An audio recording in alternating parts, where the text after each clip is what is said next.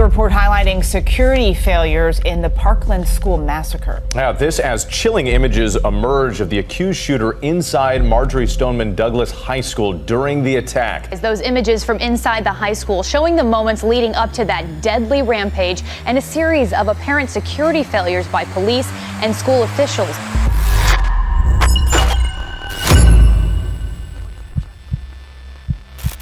On the serene morning of February 14, 2018, the community of Parkland, Florida, faced a horror that would grip the entire United States in fear.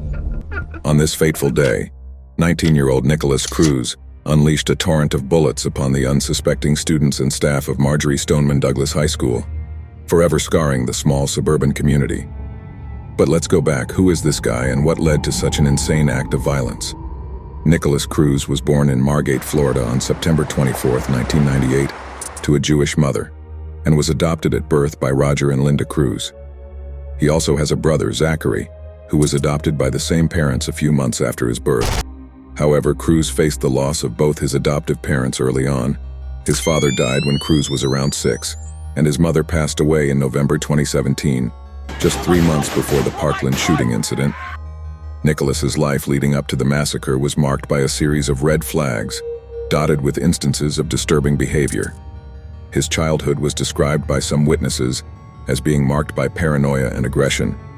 His adoptive mother, Linda, who was a stay-at-home mom, and adoptive father, Roger Cruz, a businessman, seemed to have provided a stable home initially. However, the environment turned chaotic over time. Media has suggested the problem could have been genetic from the start. The seeds of darkness began to sprout during his early years in high school. His strange actions and violent tendencies made those around him uncomfortable. Soon, his behavior became increasingly erratic and menacing. He was known to have a fascination with guns and other weapons, often talking about them to his peers and even posting pictures on social media. Some is a little on the quiet side. Quirky is the word that I've heard used, that he was a little quirky. His online footprint was a dark harbor of violent intentions and hate. He was reported to have made threats against other students, and his obsession with firearms was a known issue among his circle.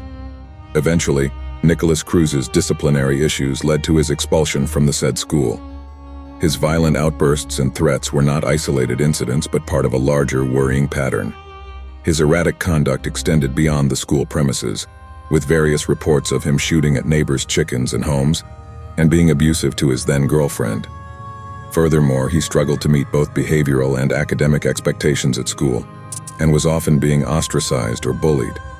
For school administrators, it was a win-win, as they perceived he should be admitted somewhere his mental problems can be addressed. Despite these glaring red flags, the necessary interventions eluded him.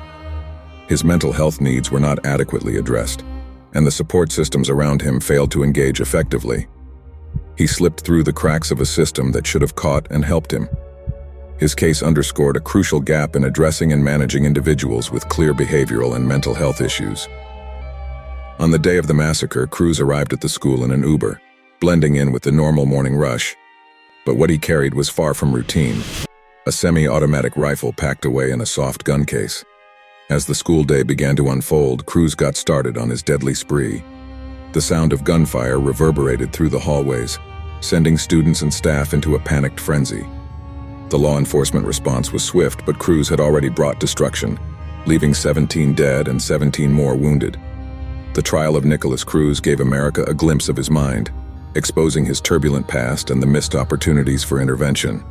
His defense team was quick to acknowledge his guilt, but argued that his actions were the result of a failed mental health system, more than a personal bloodlust.